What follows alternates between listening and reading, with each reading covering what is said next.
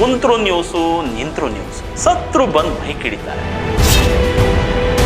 ಈ ಮೀಡಿಯಾದವ್ರಿಗೇನು ಬೇರೆ ಕೆಲಸ ಇಲ್ವಾ?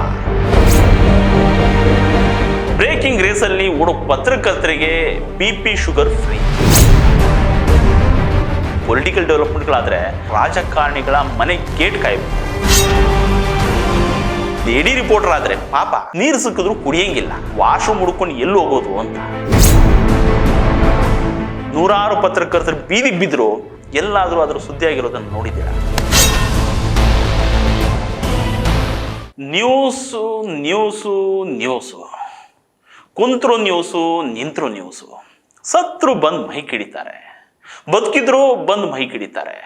ಸತ್ರೆ ಯಾಕೆ ಸತ್ರು, ಹೆಂಗ್ ಸತ್ರು, ಇದಕ್ಕೆ ನೀವೇನು ಹೇಳ್ತೀರಿ ಅಂತಾರೆ. ಬದುಕಿದ್ರೆ ಯಾಕೆ ಬದುಕಿದ್ರು ಅಂತಾರೆ. ಏನ್ರಿ ಕರ್ಮ ಇವತ್ತು. ಒಂಥರ ಇವರು ಪುರಾಣದಲ್ಲಿ ಬರೋ ನಾರದ ಮುನಿ ಇದ್ದಂಗೆ, ಇಲ್ಲಿಂದ ತಗೊಂಡೋಗಿ ಅಲ್ಲಿ ಕೇಳ್ತಾರೆ, ಅಲ್ಲಿಂದ ಒಂದು ಇಲ್ಲಿ ಹೇಳ್ತಾರೆ. ಈ ಮೀಡಿಯಾದವ್ರಿಗೇನು ಬೇರೆ ಕೆಲಸ ಇಲ್ವಾ ಅಂತ ಕೊಂಕು ಮಾಡ್ತಾರೆ, ಮೂತಿ ತಿರ್ಗಿಸ್ತಾರೆ. ಒಂದು ವಿಷಯ ಗೊತ್ತಾ, ಇವರಿಗೆ ಅದೇ ಕೆಲಸ. ಯಾರೇ ಸತ್ರು ಬದುಕಿದ್ದವ್ರಿಗೆ ಸುದ್ದಿ ಕೊಡೋದು, ಜಸ್ಟ್ ಸುದ್ದಿ ಕೊಡೋದು. ಇದು national TV special wide angle. ನಾನು ಮಂಜು ಬಾಣಂಗೆ. ಈ ಜರ್ನಲಿಸಮ್ ಅನ್ನೋದು ಹೊರಗಿನಿಂದ ನಿಂತು ನೋಡೋಕ್ಕೆ ಒಂಥರ ಥ್ರಿಲ್ಲಿಂಗ್ ಜಾಬ್. ಒಳಗಡೆ ಬಂದು ನಿಂತಾಗಲೇ ಇದರ ಥ್ರಿಲ್ಲು ಡ್ರಿಲ್ಲು ಅರ್ಥ ಆಗೋದು. ಕೈ ತುಂಬ ಸಂಬಳ ಇಲ್ಲ, ಕಣ್ಣು ತುಂಬ ನಿದ್ದೆ ಇಲ್ಲ, ಕೆಲಸ ಮಾತ್ರ 24/7. ಈ ಮೀಡಿಯಾದವರು ಅಂದರೆ ಎಲ್ರಿಗೂ ಒಂಥರ ಈಸಿ ಆಕ್ಸಿಸು. ಹೆಂಗೆ ಬೇಕಾದರೂ ಬೈಬೋದು, ಏನು ಬೇಕಾದರೂ ಅನ್ಬೋದು. ಒಂಥರ ಸದರ ತಗೊಳ್ಳೋದು ಅಂತಾರಲ್ಲ ಹಾಗೆ. ಪತ್ರಕರ್ತರು ಸಂವಿಧಾನದ ಕಾವಲು ನಾಯಿಗಳು ನಿಜ, ಆದರೆ ಬೀದಿ ನಾಯಿಗಳ ಥರ ಟ್ರೀಟ್ ಮಾಡೋದು ಎಷ್ಟರ ಮಟ್ಟಕ್ಕೆ ಸರಿ ಹೇಳಿ? ಮೊನ್ನೆ ನಮ್ಮ ಜೊತೆಲಿ ಕೆಲಸ ಮಾಡ್ತಿದ್ದ ಹುಡುಗ ಕ್ಯಾಮ್ರಾಮನ್ ತಿರೋದ, ಇನ್ನು ಚಿಕ್ಕ ಹುಡುಗ. ಏನಾಗಿತ್ತು ಅಂದರೆ ಸೂಸೈಡು. ಲಾಸ್ಟ್ ಮಂತು ನಮ್ಗೆ ಗೊತ್ತಿರೋ ಹುಡುಗ ನ್ಯೂಸ್ ಡೆಸ್ಕಲ್ಲಿ ಕೆಲಸ ಮಾಡ್ತಿದ್ದ. ಅವನು ಇದ್ದಕ್ಕಿದ್ದಂಗೆ ಹಾರ್ಟ್ ಅಟ್ಯಾಕ್ ಆಗಿ ಸತ್ತೋದಂತೆ. ಬ್ರೇಕಿಂಗ್ ರೇಸಲ್ಲಿ ಓಡೋ ಪತ್ರಕರ್ತರಿಗೆ BP ಶುಗರ್ ಫ್ರೀ, ಹೆಣ್ಮಕ್ಳಿಗೆ ಥೈರಾಯ್ಡು PCOD ಫಿಕ್ಸು. ಕಳೆದ 2 ವರ್ಷಗಳಲ್ಲಿ ಗಮನಿಸಿದ್ರೆ ಸುಮಾರು 15-20 ಮಂದಿ ಪತ್ರಕರ್ತರು ಹಾರ್ಟ್ ಅಟ್ಯಾಕಿಂದ ಹೋಗ್ಬಿಟ್ರು. ಪ್ರೆಷರು, ಡಿಪ್ರೆಷನ್ನಲ್ಲಿ ಸೂಸೈಡ್ ಮಾಡ್ಕೊಂಡವರು ಇದ್ದಾರೆ. ಇಂಥದ್ದೇ ಟೆನ್ಷನ್ಗಳಲ್ಲಿ ಗಾಡಿ ಓಡಿಸ್ಕೊಂಡು ಹೋಗಿ ಆಕ್ಸಿಡೆಂಟ್ ಮಾಡಿಕೊಂಡು ಅಸುನಿಗ್ದವರು ಇದ್ದಾರೆ. ಇನ್ನು ಆಫೀಸಿನ ಪ್ರೆಷರು, ಕೆಲಸದ ಒತ್ತಡ, ಸರಿಯಾದ ಸ್ಥಿರವಾದ ಸಂಪಾದನೆ ಇಲ್ಲ. ಇತ್ತ ಮನೆ ಕಡೆನೂ ಕೂಡ ಹೆಂಡತಿ ಮಕ್ಕಳಿಗೆ, ಫ್ಯಾಮಿಲಿಗೆ ಸರಿಯಾಗಿ ಟೈಮ್ ಕೊಡೋಕ್ಕಾಗದೆ ಒದ್ದಾಟ. ಇನ್ನು ಎಷ್ಟೋ ಸಂಸಾರಗಳು ಡೈವರ್ಸ್ ಆಗಿ ಎಕ್ಕುಟ್ಟೋಗಿರೋದಿದೆ. ನನಗೆ ಗೊತ್ತಿರೋ ಲೆಕ್ಕದಲ್ಲಿ ಯಾವ ಪತ್ರಕರ್ತರು ಕೂಡ ನೆಮ್ಮದಿಯಾಗಿ ಒಂದು ಹಬ್ಬನೂ ಮಾಡಿರಲ್ಲ. ಊರವ್ರಿಗೆಲ್ಲ ಹಬ್ಬದ ಸಂಭ್ರಮ ಆದರೆ ನಮಗೆ ಆ ಟೈಮಲ್ಲಿ ಹೆವಿ ಕೆಲಸ.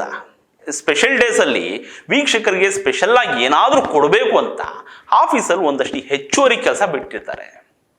ಇನ್ನು ಮದುವೆ, ಮುಂಜಿ, ಗೃಹ ಪ್ರವೇಶ, ಯಾವ ಕಾರ್ಯಕ್ರಮಗಳಿಗೂ ಹೋಗೋಕ್ಕಾಗಲ್ಲ. ಆಲ್ಮೋಸ್ಟ್ ಜನ ಇವರನ್ನ ಕರೆಯೋದು ಬಿಟ್ಬಿಟ್ಟಿರ್ತಾರೆ, ಹೆಂಗೂ ಬರಲ್ಲ ಬಿಡಿ ಅಂತ. ಇನ್ನು ಯಾರಾದರೂ VIP ಸತ್ತರೆ ಅವರ ಬಂಧು ಮಿತ್ರರು ಬರ್ತಾರೋ ಇಲ್ವೋ, ಇವರು ಮಾತ್ರ ಅವರನ್ನ ಮಣ್ಣು ಮಾಡಿ ಅವ್ರ ಮನೆಯವರೆಲ್ಲ ಮನೆಗೆ ಹೋಗಿ ಬಾಗ್ಲು ಹಾಕೊಳ್ಳೋವರೆಗೂ ಕಾದು, ಆಮೇಲೆ ಒಂದು ಅರ್ಧ ಗಂಟೆ ಇದ್ದು ಆಮೇಲೆ ಆಫೀಸಿಗೆ ಬರಬೇಕು. ಯಾವ ಕ್ಷಣದ ಡೆವಲಪ್ಮೆಂಟ್ನೂ ಮಿಸ್ ಮಾಡದೆ ಅಪ್ಡೇಟ್ ಮಾಡ್ತಾನೇ ಇರಬೇಕು. ಇನ್ನು ಮಳೆ ಬರಲಿ, ಎಲ್ಲಾದ್ರೂ ಬೆಂಕಿ ಬೀಳಲಿ, ನೆರೆ ಬರಲಿ, ತೊರೆ ಬರಲಿ, ಭೂಮಿ ಕುಸಿಲಿ, ಏನಾದರೂ ಇವರಿಗೆ ಅವತ್ತು ಮಾರಿ ಹಬ್ಬನೇ. ಯಾವುದಾದ್ರೂ ಚಾನಲ್ನಲ್ಲಿ ಯಾವುದೋ ಒಂದು ಸುದ್ದಿ ಬಂದು ಅದು ಇವ್ರಿಗೆ ಸಿಗ್ಲಿಲ್ಲ ಅಂದರೆ ಮುಗ್ದೇ ಹೋಯ್ತು ಕತೆ. ನ್ಯೂಸ್ ಡೆಸ್ಕಲ್ಲಿ ಕುಂತವರು, ಅದರಲ್ಲೂ ಇನ್ಪುಟ್ ಅವರು ಸುದ್ದಿ ಮಿಸ್ ಮಾಡದ ಆ ಬ್ಯೂರೋದವ್ರಿಗೆ ಹುಟ್ಟಿದ ದಿನ ತೋರಿಸ್ಬಿಟ್ಟಿರ್ತಾರೆ. ಅದಕ್ಕೆ ಪಾಪ ರಿಪೋರ್ಟರ್ಸು ಸುದ್ದಿಯಲ್ಲಿರೋ ವ್ಯಕ್ತಿಗಳ ಹಿಂದೆ ಹಂಗೆ ಬೆನ್ ಬಿದ್ದು ಹೋಗೋದು. ಆಫೀಸಲ್ಲಿ ಬೈಸ್ಕೊಳ್ಳೋದಕ್ಕಿಂತ ಇವ್ರು ಬೆನ್ ಬೀಳೋದೇ ವಾಸಿ ಅನ್ಸುತ್ತೆ ಅವ್ರ ಲೆಕ್ಕದಲ್ಲಿ. ಲೆಕ್ಕ ಹಾಕೊಳ್ಳಿ ಹೆಂಗಿರುತ್ತೆ ಪ್ರೆಷರು ಅಂತ. ಇನ್ನು ಪೊಲಿಟಿಕಲ್ ಡೆವಲಪ್ಮೆಂಟ್ಗಳಾದರೆ ರಿಪೋರ್ಟರ್ಗಳು ಅಕ್ಷರಶಃ ರಾಜಕಾರಣಿಗಳ ಮನೆ ಗೇಟ್ ಕಾಯಬೇಕು. ಪ್ರತಿನಿತ್ಯ CM ಮನೆ ಕಾಯೋ ಕೆಲಸ ಅಂತೂ ಇದ್ದಿದ್ದೆ ಕಾಯಂ. ಮತ್ತು ನಿಮಗೆ ಒಂದು ವಿಷಯ ಹೇಳ್ತೀನಿ ಕೇಳಿ. ಇಡೀ ದಿನ ಎಲ್ಲ ವಾಹಿನಿಯ ಪತ್ರಕರ್ತರು CM ಕಾರ್ಯಕ್ರಮಗಳನ್ನು ಫಾಲೋ ಮಾಡಲೇಬೇಕು. ಇದು ಸಾಮಾನ್ಯವಾಗಿ ಎಲ್ಲ ಚಾನೆಲ್ಗಳಲ್ಲಿರುವಂತಹ ಒಂದು ಅಲಿಖಿತ ನಿಯಮ. ಬೆಳಗ್ಗೆ ಎದ್ದು ಅವ್ರ ಮನೆ ಬಾಗಿಲಲ್ಲಿ ನಿಂತಿರಬೇಕು ಅಷ್ಟೇ. ಆಮೇಲಿನದ್ದು ನಾಯಿಪಾಡು. ಸುಸ್ಸು ಅರ್ಜೆಂಟ್ ಆದರೂ ಆಚೆ ಈಚೆ ಅಲ್ಲಾಡಂಗಿಲ್ಲ. ಹಂಗಿರುತ್ತೆ ಕೆಲಸದ ಒತ್ತಡ. ಇನ್ನು ರಿಪೋರ್ಟಿಂಗ್ ಅಂತ ಹೊರಗಡೆ ಹೋಗೋ ವರದಿಗಾರರ ಪಾಡು ದೇವರಿಗೆ ಪ್ರೀತಿ ಆಗಬೇಕು. ಸರಿಯಾದ ಟೈಮ್ಗೆ ಊಟ ತಿಂಡಿ ಮಾಡೋದಿರಲಿ, ಕುಡಿಯೋಕೆ ಒಳ್ಳೆ ನೀರು ಸಿಕ್ಕಿದ್ರೆ ಪುಣ್ಯ. ಅದರಲ್ಲೂ ಲೇಡಿ ರಿಪೋರ್ಟರ್ ಆದರೆ ಪಾಪ ನೀರು ಸಿಕ್ಕಿದ್ರು ಕುಡಿಯಂಗಿಲ್ಲ, ಮತ್ತೆ ವಾಶ್ರೂಮ್ ಹುಡ್ಕೊಂಡು ಎಲ್ಲಿ ಹೋಗೋದು ಅಂತ. ಹೋದ ಕಡೆಯಲ್ಲೆಲ್ಲ ಇಂಥ ವ್ಯವಸ್ಥೆಗಳು ಎಲ್ಲಿಂದ ಸಿಗಬೇಕು? ಇನ್ನು ತಿಂಗಳ ಸಮಸ್ಯೆಗಳಿದ್ದಾಗ ಪಾಪ ಹೊರಗಡೆ ಸುತ್ತಾಡೋ ಹೆಣ್ಮಕ್ಳಿಗೆ ನರಕ ಅಂತಾನೆ ಹೇಳಬೇಕು. ಇನ್ನು ಈ TV ಚಾನೆಲ್ಗಳಲ್ಲಿ ಕೆಲಸ ಹೆಂಗಾಗುತ್ತೆ ಅಂತ ಒಂದ್ಸತಿ ಹಂಗೆ ರಪ್ ಅಂತ ಹೇಳ್ಬಿಡ್ತೀನಿ, ಕೇಳಿಸ್ಕೊಂಬಿಡಿ. ಈ ರಿಪೋರ್ಟರ್ಗಳು ಎಲ್ಲೆಲ್ಲಿಂದನೂ ಸುದ್ದಿ ಹೆಕ್ಕಿ ತರಬೇಕು. ಈ ರಿಪೋರ್ಟರ್ಗಳಿಗೆ ಸುದ್ದಿ ಹೆಂಗ್ ಸಿಗ್ತವೆ ಅನ್ನೋದು ಕೆಲವರು ಕುತೂಹಲ. ದರ್ಶನ್ ಆಪರೇಷನ್ಗೆ ಒಪ್ಲಿಲ್ಲ ಅಂದ್ರಂತೆ. ಇವ್ರಿಗೇನು ದರ್ಶನ್ ಬಂದು ಹೇಳಿದ್ರ? ಜೈಲಲ್ಲಿ ಗಾಂಜಾ ಸಿಕ್ಕಿತ್ತಂತೆ, ಇವ್ರೇನು ಹೋಗಿ ನೋಡಿದ್ರ?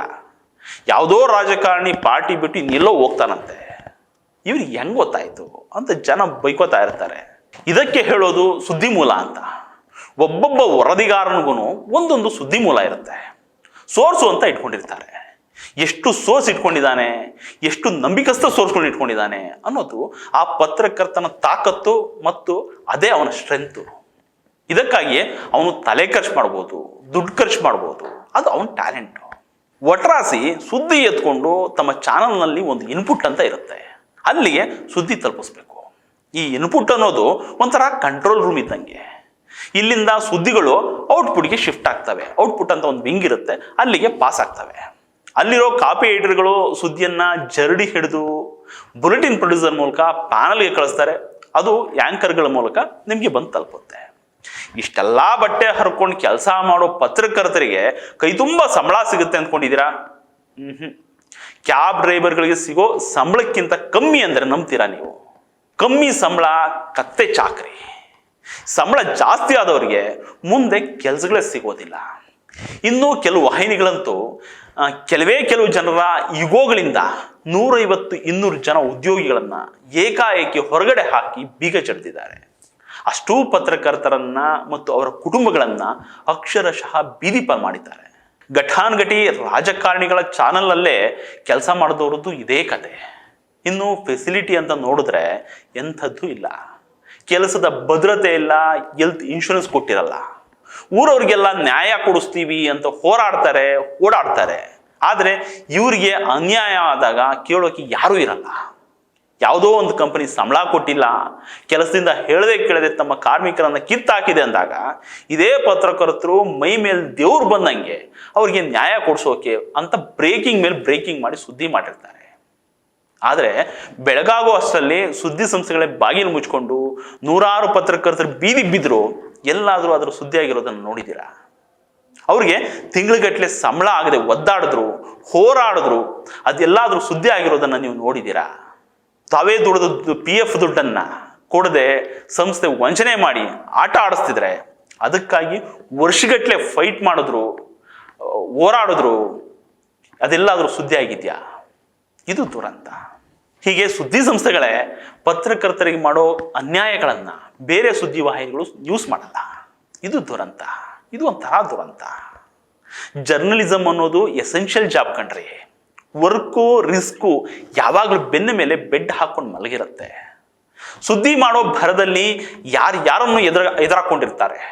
ವೈಯಕ್ತಿಕ ಅಂತ ಏನಿರಲ್ಲ, ಪತ್ರಕರ್ತನ ಡ್ಯೂಟಿ ಅದು ಅಷ್ಟೇ.